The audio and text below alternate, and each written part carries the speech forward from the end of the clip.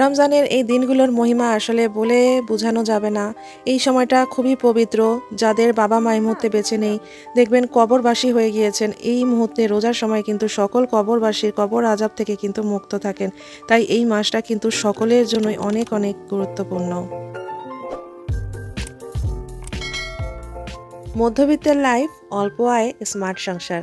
স্বাগতম আমার মমতার সংসারে। আসসালামু আলাইকুম। আশা করি আমার সকল বন্ধুরা সবাই অনেক অনেক ভালো আছেন। শুরুতেই শেয়ার করে নিচ্ছিলাম চাঁদ। আসলে রমজানের একদম নতুন যে চাঁদটা, বাঁকা চাঁদ, কি সুন্দর লাগছে দেখতে বলুন তো।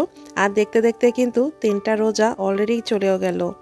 আর মাত্র হাতে কয়েকটা রমজান আছে। রোজা আসবে আসবে যেই মুহূর্তটা ছিল না আরো বেশ কিছুদিন আগে দিয়ে, বা শবে বরাত আসবে, ওই মুহূর্তটাই খুব ভালো লাগছিল যে একটা পবিত্র মাস, একটা মাস ইনশাল্লাহ পাবো।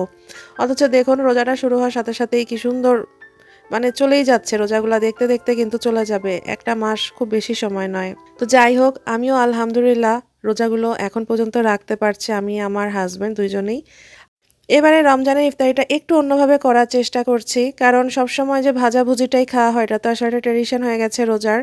তো ইফতারিতে তো দেখা যায় এমনি সময় সন্ধ্যাতেও এই পুরি, সিঙ্গারা, সমুচা, রোলস এগুলোই খাওয়া হয়।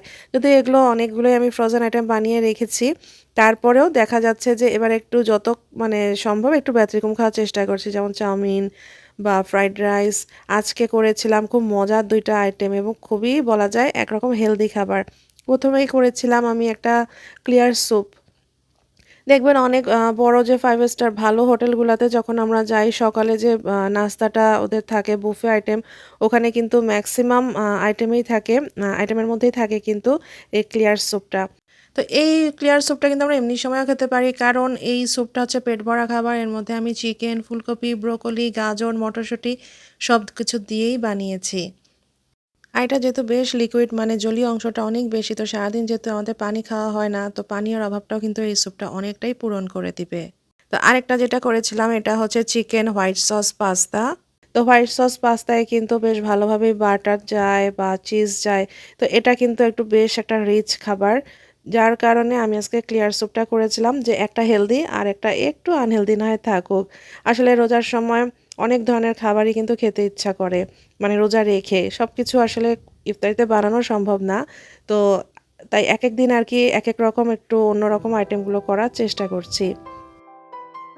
তো আমার আজকের ব্লগটা খুবই ছোট একটি ব্লগ। আশা করি আমার দর্শক বন্ধুরা সবার অনেক ভালো লাগবে। কারণ রোজার দিন আসলে সবাই অনেক ব্যস্ত, সবার এত সময়ও হয় না এত সময় দিয়ে সবার ভিডিও দেখার। ছোট ছোট ব্লগগুলো আসলে দেখতেও ভালো লাগে। তাই আমি একটু ছোট ছোট ব্লগই দেওয়ার চেষ্টা করছি। জাস্ট আমার রোজার দিনে যেই ইম্পর্টেন্ট কিছু মুহূর্ত, সেই মুহূর্তগুলোই শেয়ার করছি।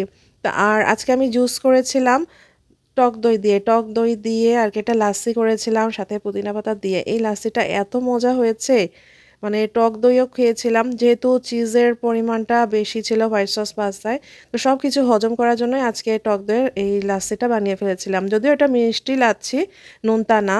আর আমি নোনতা লাচ্ছি খেতে পারি না। রোজা রেখে আসলে মিষ্টি টাইপের শরবত খেতেই কিন্তু বেশি ভালো লাগে। তো এই তো আমার লাচ্ছি, তারপর ক্লিয়ার স্যুপ আর হোয়াইট সস পাস্তা দিয়ে আজকের আমরা ইফতারিটা করেছিলাম আলহামদুলিল্লাহ।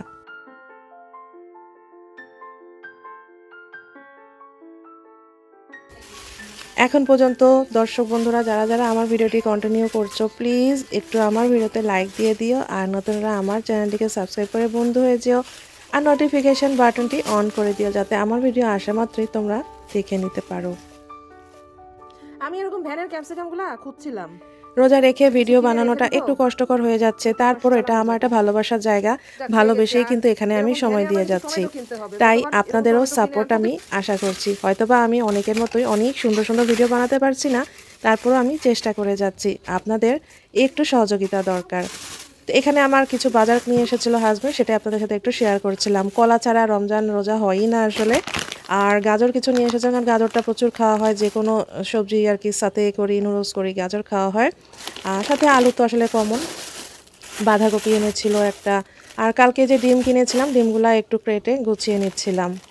আর পাউরুটি যেটা দেখলেন, পাউরুটিটা আসলে অনেক সময় সেহরিতে খাই, দুধ পাউরুটি। বা একটু ডিম পোচ করে পাউরুটির সাথে স্যান্ডউইচ করে খেয়ে নিই। সবসময় ভাত সেহরিতে একদমই ভালো লাগে না খেতে। তো দুজনেই আরকি একটু ড্রাই খাবার খেতেই পছন্দ করি ভাতের থেকে। আর যে টক দইটা তো দেখালামই, যেই টক দইটা দিয়ে আজকে লাচ্ছি করেছিলাম, এটাই হলো সেই টক দই। তো এই তো যেমনটা বলেছিলাম ছোট একটি ব্লগ আপনাদের সাথে শেয়ার করব। আসলে আমি মধ্যবিত্তের পরিবারের ওয়াইফ হলে কী হবে, আমার স্বপ্নটা অনেক বড়। তো এই তো আগামী পর্বে আপনাদের সাথে খুবই শীঘ্রই দেখা হচ্ছে ইনশাল্লাহ। তো সবাই ততদিন অনেক ভালো থাকবেন আর এই তো আমার জন্য দোয়া রাখবেন। আল্লাহ হাফেজ। আর এই যে এনেছিল একটু নতুন গুড়ের সন্দেশ। আসলে যারা আমার ভিডিও কন্টিনিউ দেখেন অনেকেই জেনে গিয়েছেন এই নতুন খেজুর গুড়ের সন্দেশটা আমার কি ভীষণ পছন্দ। এটা কিন্তু কয়েকদিন পর পরই কিনে আমরা খাই।